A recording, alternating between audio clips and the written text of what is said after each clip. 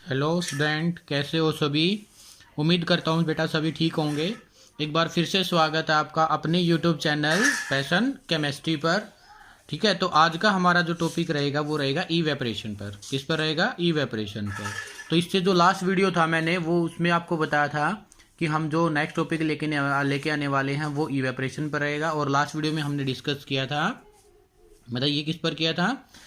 Latent heat के बारे में किया था। ठीक है, किस पर किया था? लेटेंट हीट के बारे में किया था, सब्लिमेशंस के बारे में किया था, इफेक्ट ऑफ प्रेशर के बारे में किया था। लेटेंट हीट उससे ये जो लास्ट वीडियो था उससे लास्ट वाले में था। जो इससे जो जस्ट लास्ट वीडियो है उसमें हमने डिस्कस किया था बेटा इफेक्ट ऑफ प्रेशर। ठीक है, तो देखिए आज का जो हमारा टॉपिक रहेगा वो रहेगा इवेपरेशन पर। तो चलिए स्टार्ट करते हैं बेटा। और वीडियो को स्टार्ट करने से पहले सभी बच्चे अपने पास अपना पेन और नोटबुक रख के अपने नोट्स को खुद से रेडी करें। ठीक है, तो चलिए स्टार्ट करते हैं। आज का हमारा जो लेक्चर है बहुत ही इंपॉर्टेंट होने वाला है। क्लियर है? तो पहले मैं आपको कुछ समझा दूंगा, बाद में जो भी मैंने हाईलाइट किया गया है वो आप लिख लीजिएगा। ठीक है, तो फर्स्ट हमारा क्या बेटा?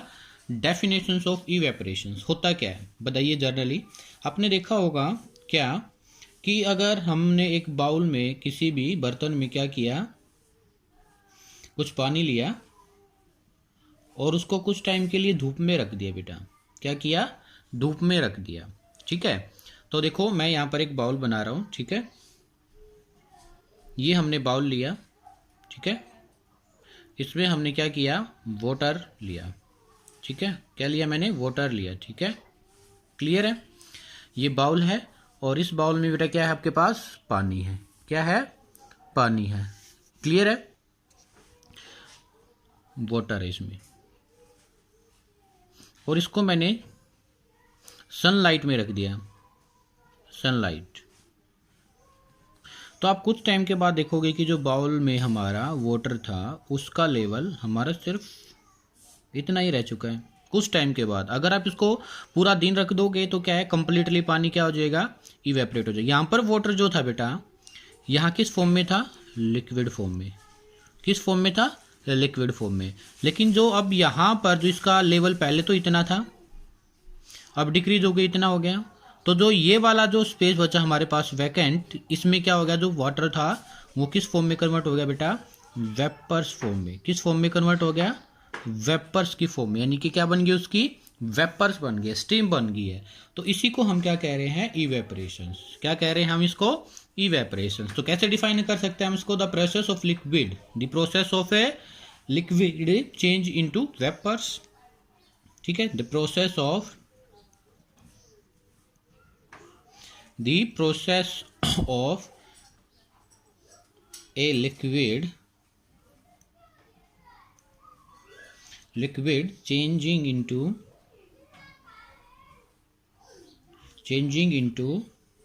vapors, या आप इसको कह सकते हो गैस की फॉर्म में कन्वर्ट हो जाए।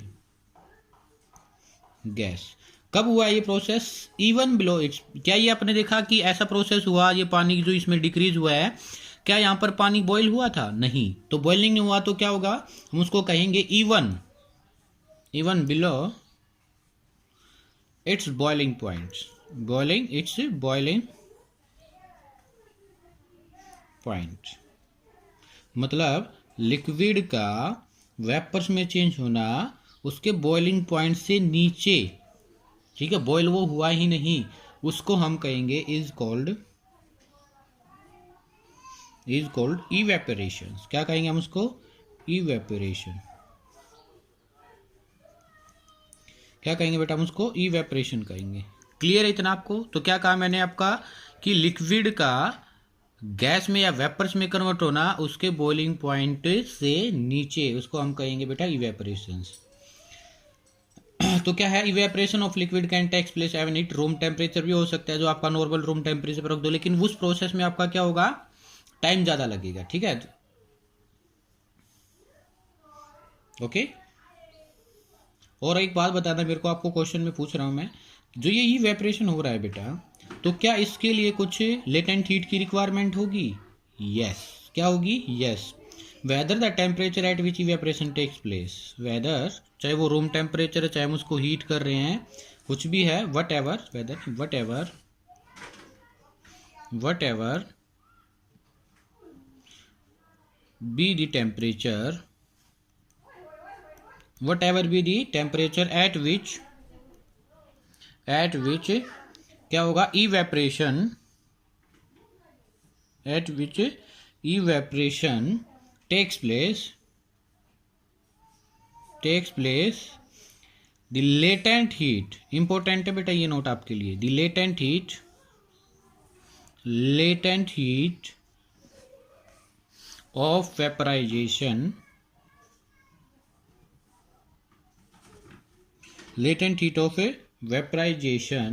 must be supplied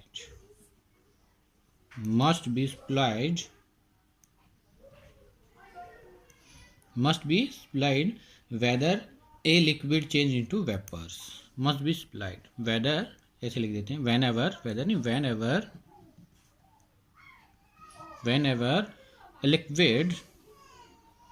a liquid change into vapors, clear है। तो ये क्या होगा, हम उसको कहेंगे इवेपरेशन की डेफिनेशन क्या होती है, और आपसे क्वेश्चन पूछ सकता है क्या लेटेंट हीट की रिक्वायरमेंट होती है तब क्या लिक्विड वेपर्स में चेंज होता है इवेपरेशन के दौरान, तो कहोगे यस। ये होता क्यों है बेटा, why evaporation takes place, why evaporation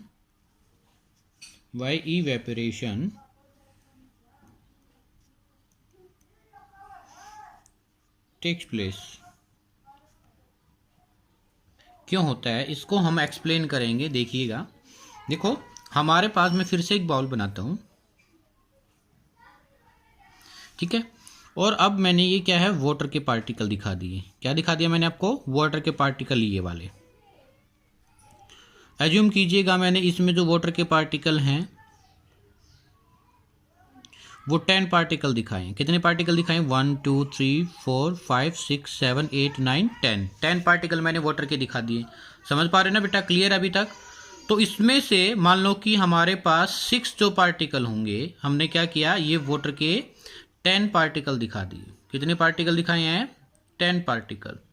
और 10 पार्टिकल में से ऐसा भी हो सकता है कि 10 टोटल पार्टिकल हमारे पास कितने हैं, 10, और 10 में से हमारे पास कितने बेटा, जो 6 पार्टिकल हैं, किसके, 6 पार्टिकल हैं वाटर के, उनकी जो काइनेटिक एनर्जी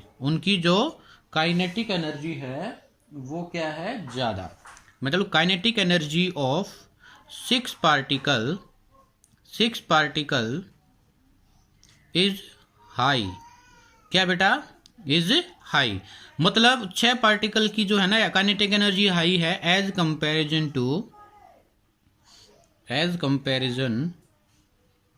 टू 4 पार्टिकल। इतना क्लियर है। मैंने क्या किया, वाटर के 10 ही पार्टिकल दिखाए, आपको अजम्पशंस करना है, और 10 पार्टिकल में से 6 पार्टिकल की जो 6 पार्टिकल की एनर्जी, काइनेटिक एनर्जी, वो क्या होगी, ज़्यादा। तो अभी देखो, जो 6 पार्टिकल की काइनेटिक एनर्जी थी बेटा, 6 पार्टिकल की जो काइनेटिक एनर्जी थी, उसमें से वो जो है, मतलब काइनेटिक एनर्जी हाई होने का मतलब क्या होगा बेटा, अगर हाई एनर्जी होगी तो टेम्परेचर भी क्या होगा, उनका टेम्परेचर भी हाई होगा। यस और नो। एनर्जी को मैंने किससे कंपेयर कराया था, टेम्परेचर से। अगर टेम्परेचर हाई होगा तो जो 6 पार्टिकल के बीच में क्या होगा, कुछ ना कुछ फोर्स ऑफ अट्रैक्शन, क्या होगा बेटा, कुछ ना कुछ फोर्स ऑफ अट्रैक्शन F।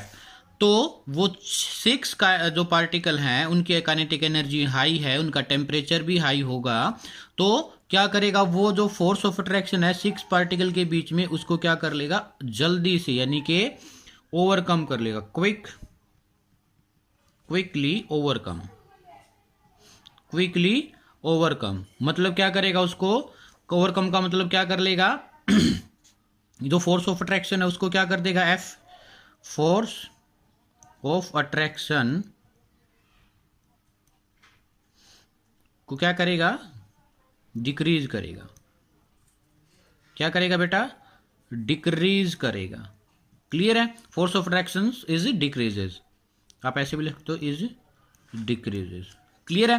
तो अगर फोर्स ऑफ अट्रैक्शन डिक्रीज होगी तो ये जो पार्टिकल हैं डिक्रीज होने से क्या हो जाएंगे, ये दूर दूर चले जाएंगे ऐसे। अगर ये दूर दूर चले गए तो इनके डिस्टेंस इंक्रीज हो गया, एफ डिक्रीज हो गया है, तो इस वजह से ये जल्दी से किस में कन्वर्ट हो जाएंगे, सो कन्वर्ट इनटू वेपर्स।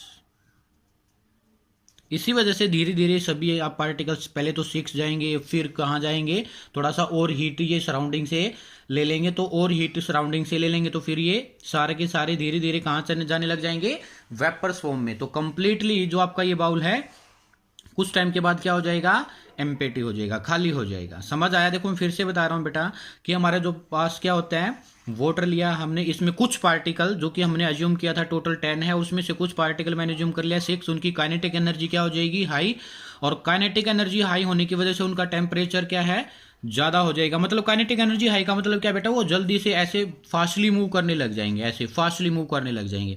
अगर वो फास्टली मूव करेंगे तो वो क्या कर लेगा, फोर्स ऑफ अट्रैक्शन को डिक्रीज कर देगा, और फोर्स ऑफ अट्रैक्शन को डिक्रीज करने की वजह से वो क्या हो जाएगा, उस आपका जो वेसल्स है उससे एस्केप होकर के, यानी कि आपको इस जो वेसल है इससे एस्केप होकर के कहाँ चला जाएगा, एनवायरमेंट में चला जाएगा, और एनवायरमेंट में जाने के बाद क्या होगा बेटा, वो वेपर्स फॉर्म में कन्वर्ट हो जाएगा। ये इसका रीजन है। समझ आया why evaporation takes place? Clear है? ठीक है, तो ये था पूरा इवेपोरेशन की डेफिनेशंस, क्या लेटेंट हीट इवेपोरेशन में हमें चाहिए, तो इवेपोरेशन होता क्यों है।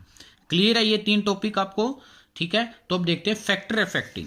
क्या देखेंगे बेटा, फैक्टर अफेक्टिंग इवेपोरेशन। फर्स्ट हमारा जो क्या है, फैक्टर अफेक्टिंग, मेन टॉपिक क्या हेडिंग आपकी, फैक्टर अफेक्टिंग इवेपोरेशन।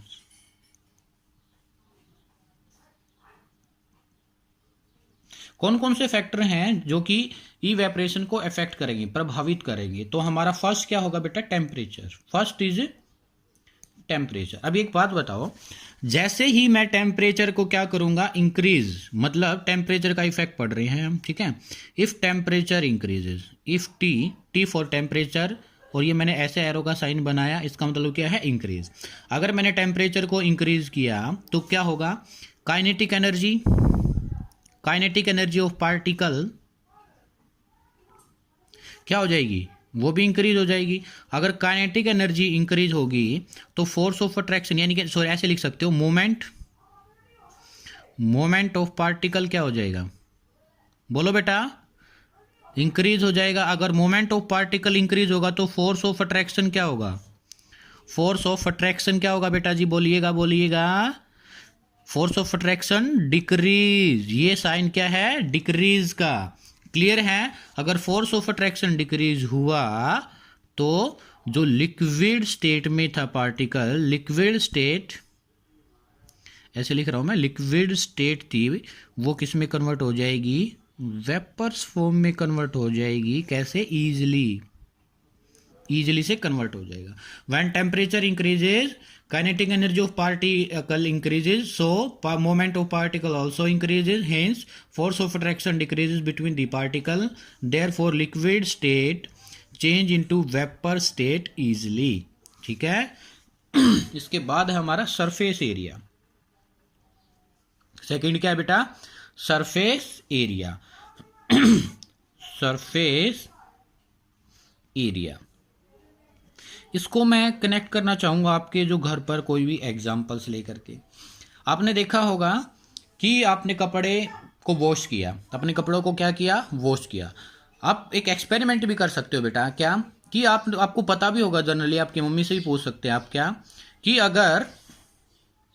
अगर आपने जो कपड़े वॉश किए थे उनको एक बकेट में रख दिया, कुछ कपड़ों को लगा लो, अगर आपने 10 कपड़े वॉश किए तो 5 को तो आपने क्या किया, बकेट में ऐसे ही रख दिया, और एक 5 जो वॉश कपड़े किए थे आपने, उनको आपने क्या किया है, किसी भी जो है रस्सी पर क्या कर दिया, उनको सुखा दिया ओपन करके। ठीक है, जैसे डायग्राम में दिखा रहा हूं मैं आपको एक बार, ठीक है, तो देखिएगा, ये क्या है, आपने ओपन करके क्या है, कपड़ों को सुखाया है और एक बकेट में रख दिया है। ठीक है, तो ये किसी भी आपने कोई भी तार वगैरह लिया, उस पर कपड़ों को क्या कर दिया, ड्राई करने के लिए यहाँ पर इनको हैंग कर दिया है। ठीक है, तो फिर क्या होगा बताइए, आप देखोगे कि ये इस एक्सपेरिमेंट से कि हमारा जो क्या था बेटा, हमने किसी भी तार पर या किसी भी रस्सी पर जो हमने कपड़े क्या किए थे, कपड़े को क्या किया था, ड्राई करने के लिए हैंग किया था, वो जल्दी से ड्राई हो जाएंगे, वो जल्दी से सूख जाएंगे। क्यों? क्योंकि उनका जो सरफेस एरिया है, उसका जो सरफेस एरिया है वो ज़्यादा है बेटा।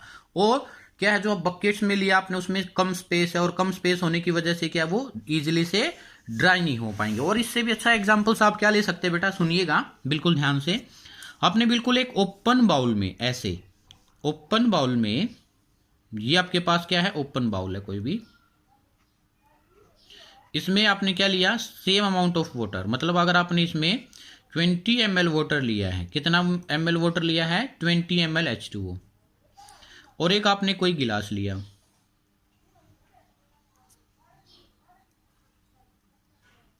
ये आपने क्या लिया बेटा, कोई भी गिलास लिया, ठीक है। इसमें भी आपने क्या किया बेटा, इसमें भी आपने 20 ml वाटर लिया, 20 ml वाटर। देखो ये तो बाउल है और एक ये गिलास है, तो देखो इसमें आप देख पा रहे हो, इसमें स्पेस कितना है बेटा, यहां से लेकर के यहां तक इतना स्पेस, और इसमें कितना है, सिर्फ यहां से लेकर इतना, मतलब इसमें तो इतना स्पेस है और इसमें सिर्फ इतना स्पेस है। तो आप इन दोनों में एक्सपेरिमेंट कर सकते हो। तो जो आपका बाउल में क्या था, वाटर था, वो जल्दी से इवेपरेट हो जाएगा, यानी कि वो जल्दी से वेपर्स फॉर्म में कन्वर्ट हो जाएगा as comparison to glass. Glass के कंपैरिजन में जो हमारा बाउल में वाटर था वो इजीली से क्या हो जाएगा बेटा, इवेपरेट हो जाएगा। क्लियर है? ठीक है, तो हम लिख सकते हैं मोर सरफेस एरिया, जितना ज़्यादा सरफेस एरिया होगा more will be the evaporation, evaporation process उतना ही क्या होगा, फास्ट होगा। क्लियर है? थर्ड इफेक्ट है बेटा ह्यूमिडिटी। थर्ड इफेक्ट क्या आपका, ह्यूमिडिटी। ठीक है, ह्यूमिडिटी को देखिए आप, क्या होता है ह्यूमिडिटी, ह्यूमिडिटी ऑफ एयर। तो देखिए जो हमारा थर्ड इफेक्ट है बेटा ऑन इवेपरेशंस, वो क्या है, ह्यूमिडिटी ऑफ एयर। तो ह्यूमिडिटी ऑफ एयर क्या कहते हैं बेटा, कि जो हमारी एनवायरमेंट में the amount of water, the amount of water vapours, water vapours in air, या आप कह सकते हो the amount of water vapour present in air, present in air, किसमें, कि जो वाटर वेपर्स प्रेजेंट है किसमें, एयर में, वो कितनी अमाउंट में है, is represented by a term, represented by a term is called humidity. क्या कहेंगे हम उसको, ह्यूमिडिटी। क्लियर इतना? तो कितना amount of water vapour present है एनवायरमेंट में या एयर में, उसको हम क्या कहेंगे, ह्यूमिडिटी। ठीक है, अगर हमारे पास क्या है बेटा, जो है अमाउंट किसकी, वाटर वेपर्स की, amount of water vapours, amount of a water vapours is less in air, तो उसको कहेंगे हम क्या, ड्राई। क्या कहेंगे हम उसको, ड्राई एयर कहेंगे एक तरीके से, या humidity is low, is called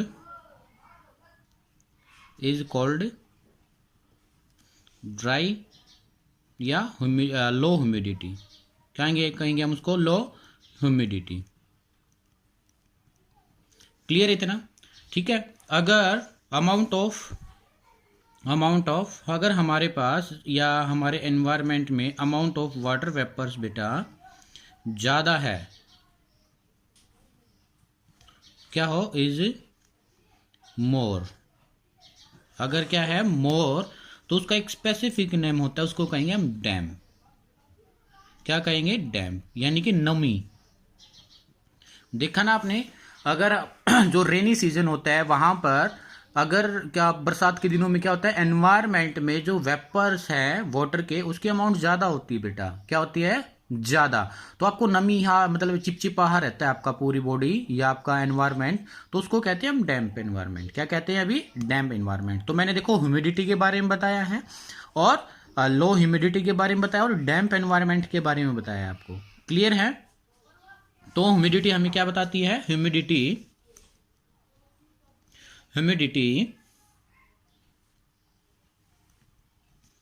tell humidity of air, ऐसे कह सकते हो, humidity of air tells the degree of dampness, degree of dampness of air. क्या कहेंगे हम उसको? Degree of dampness of air कहेंगे। क्लियर है इतना? तो अभी देखो इसका जो मैंने सिंपल ह्यूमिडिटी बताई है आपको, या क्या बताया आपको, डैम्पनेस बताया है, तो इसका उस पर क्या बोलते हैं, इवेपरेशंस पर क्या इफेक्ट होगा? क्या इफेक्ट होगा बेटा? देखो, अगर जो ह्यूमिडिटी ऑफ एयर क्या हो? लेस हो, humidity is low, humidity is low. याद रखनी ये बात, अगर ह्यूमिडिटी लो होगी तो एक बात बताओ बेटा, आपका क्या होता है, कपड़ा जो था गीला, ड्राई क्लॉथ था आपका, वहां पर तो पानी ज़्यादा है और एनवायरमेंट में क्या है? कम है। तो क्या होगा, जो सोलवेंट है, वाटर है कपड़े के अंदर, वो ज़्यादा से कहाँ जाएगा? लेस की तरफ जाएगा। कहाँ जाएगा? ज़्यादा से लेस। तो क्या होगा? Evaporation increases. When humidity is low, then rate of evaporation is high. Then rate of evaporation is high.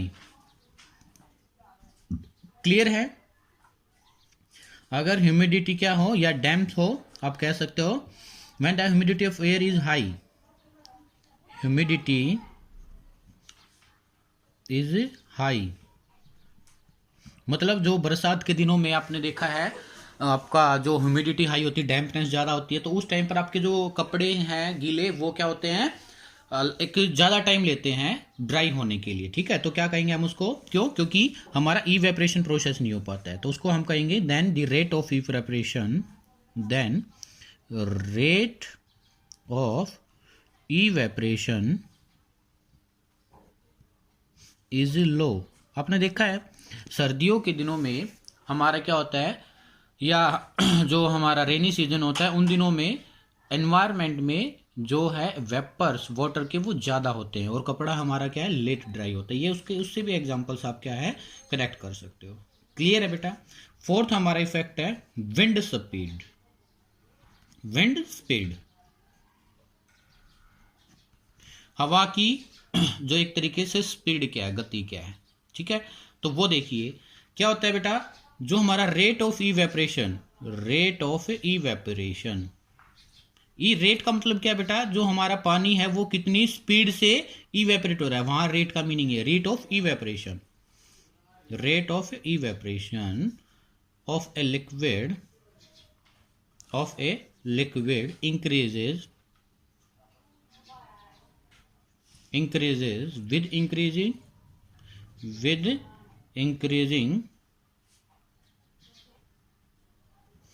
increasing wind speed। देखो अभी क्या होगा, डायग्राम से समझना बेटा। जैसे जैसे हमारी विंड की स्पीड, हवा की गति तेज होगी, वैसे वैसे हमारा जो रेट ऑफ इवेपरेशन है वो भी क्या होगा, इंक्रीज होगा। क्यों? एक बात देखना भी, यहां पर आपने क्या किया, हम दिखा सकते हैं, यहां पर आपका एक बाउल है बेटा, ठीक है, क्लियर है, और ये जो बाउल में है ये वाटर है, और ये वाटर के कुछ पार्टिकल हैं आपके पास। तो ये धीरे धीरे यहाँ आपका एक तरीके से कह सकते हो कि ये वाला पोर्शन है, ये थोड़ा सा मैं लाइटली बनाऊंगा, ये वाला पोर्शन एनवायरमेंट है। ये क्या है आपका, एक एनवायरमेंट वाला पोर्शन। कौन सा पोर्शन है? एनवायरमेंट। तो जैसे जैसे ये पानी यहाँ पर इवेपरेट होता रहेगा, क्या होता रहेगा, ये इवेपरेशन होने के बाद जो है वाटर के पार्टिकल एनवायरमेंट में ही जाएंगे ना, सराउंडिंग में ही जाएंगे। तो यहां से आपकी हवा चल रही है बेटा, ये हवा चल रही है इस तरीके से, ठीक है। ये यहाँ पर क्या है, विंड की स्पीड। तो जितनी ज्यादा स्पीड होगी तो यहां से ये जो विंड की स्पीड है, ये जो वाटर के पार्टिकल है इनको क्या ले जाएंगे, यहां से दूर लेके चले जाएंगे। यहां से कहां लेके चले जाएगी, दूर। मतलब ये विंड के जो है आपके विंड की स्पीड की वजह से जो वाटर के पार्टिकल है यहां पर आ चुकी है अभी। क्लियर है, कहां पर आ चुके हैं, यहां पर आ गए हैं। तो अगर ये विंड ने वाटर के पार्टिकल को यहां पर शिफ्ट कर दिया तो यहां वाला एनवायरमेंट क्या हो गया, एम्प्टी, यानी कि खाली हो चुका है। फिर से क्या होगा, ये धीरे धीरे कन्वर्ट होता रहेगा और ये विंड है जो यहाँ से इसको यहाँ पर शिफ्ट करती रहेगी और ये जल्दी जल्दी क्या होता रहेगा, इंक्रीज होता रहेगा। तो ये इसका रीजन है कि जितनी ज़्यादा विंड की स्पीड होगी उतना ज़्यादा इवेपरेशन होगा। क्यों, जहाँ पर जो हमारा वाटर के पार्टिकल थे लिक्विड वाले वो गैसियस में कन्वर्ट हुए थे और जहाँ पर एनवायरमेंट में गए थे, ठीक है, यहाँ पर गए थे, तो यहाँ से क्या है, विंड स्पेस को वैकेंट यानी कि स्पेस को खाली करती रहेगी और इवेपरेशन जल्दी जल्दी होता रहेगा। क्यों, एक बात बताओ, अगर यहाँ पर कंसंट्रेशन ज़्यादा हो जाएगी और हवा चल नहीं रही है तो वो तो ह्यूमिडिटी हो गया ना बेटा, यहाँ पर ज़्यादा हो गया, यहाँ पर है ही नहीं दूसरे एनवायरमेंट में, ये एक अदर एनवायरमेंट है, ये एक अलग एनवायरमेंट है। समझ आया। तो यहाँ से ये इसको क्या करती रहेगी, हवा पानी के पार्टिकल्स को जो वेपर्स फॉर्म में है उसको एक जो है एनवायरमेंट का जो है एरिया उससे दूसरे एरिया में कन्वर्ट करती रहेगी और यहाँ पर लो कंसंट्रेशन ही रहेगा तो इजीली से क्या करता रहेगा, पानी इवेपरेट होता रहेगा। क्लियर है। तो ये आपके पास क्या थे बेटा, what is evaporation and what is factor affecting evaporation, बहुत ही ज़्यादा इंपॉर्टेंट है। तो एक बार मैं आपको मेंशन कर देता हूँ, आपको लिखना क्या क्या है इसके नोट्स, ठीक है। वीडियो को पॉज करके बेटा लिख लेना जरूर इसको। क्लियर है। तो देखो इवेपरेशन क्या है, जो मैंने डार्क किया गया है इन सभी को आपको लिखना है। क्लियर है। और देखो ये इवेपरेशन प्रोसेस दिखाया गया है पॉन्ड से, या हम क्या करते हैं, कॉमन सॉल्ट समुद्री पानी को इकट्ठा करके उसमें से पानी को उड़ा देते हैं यानी कि इवेपरेट कर देते हैं और ये हमारा सोलिडिफाई NaCl बच जाता है। क्लियर है। और ये नीचे दिखाया गया है क्या है कि vaporization must be supplied whenever leach change, मतलब कि लेटेंट हीट को हमें क्या करना पड़ता है, सप्लाई करना पड़ता है। ठीक है। फिर क्यों इवेपरेशन प्रोसेस होता है उसका ये रीजन है, ये मेंशन कर लेना है आपको, लिख लेना अपनी नोटबुक में। ठीक है, ओके। फिर इसके बाद फैक्टर अफेक्टिंग टेम्परेचर का क्या इफेक्ट होगा, सरफेस एरिया का क्या इफेक्ट होगा, ठीक है। और उसके बाद ह्यूमिडिटी ऑफ एयर क्या इफेक्ट होगा, विंड का क्या इफेक्ट होगा। वीडियो को पॉज करके जरूर लिखे बेटा। ओके, लिख लिया, करें नेक्स्ट। ओके, इसके बाद ये रहा, ये सिर्फ जो मैंने डार्क किया है इसको आप लिख लीजिए। क्लियर है। तो बेटा नेक्स्ट जो हमारा टॉपिक रहेगा वो रहेगा cooling by evaporation, cooling caused by evaporation. Cooling, evaporation क्या करता है, कूलिंग इफेक्ट करता है। ठीक है। Presence of vapours in air, उसको क्या करेंगे हम। और टू स्टेट ऑफ मैटर, जैसे सॉलिड लिक्विड के अलावा हमारे पास टू स्टेट ऑफ मैटर और रहती हैं, उनको डिस्कस करेंगे। कल हमारा इस चैप्टर पर लास्ट वीडियो बनने वाला है। ठीक है। आज का वीडियो बहुत ही इंपॉर्टेंट था बेटा, तो इसको अच्छे से लर्न करें और अपने नोट्स खुद से प्रिपेयर करें। तो उम्मीद करता हूँ वीडियो आपको पसंद आया होगा। अगर वीडियो पसंद आया तो वीडियो को लाइक कीजिए, शेयर कीजिए, और किसी को कोई प्रॉब्लम है या जो मैं क्वेश्चन पूछता हूँ उसको कमेंट बॉक्स में ज़रूर लिखा करो। ठीक है, ताकि मेरे को पता चले कि आपको भाई वो जो है टॉपिक समझ में आ गया, जो मैं क्वेश्चन पूछना चाह रहा था वो आपने सोल्व कर लिया। और चैनल को बेटा सब्सक्राइब करना ना भूलिएगा। ठीक है, मिलते हैं जल्दी ही एक नए लेक्चर के साथ, और जो कि इस चैप्टर का आपका लास्ट वीडियो बनेगा। ठीक है, तो तब तक के लिए बाय बाय।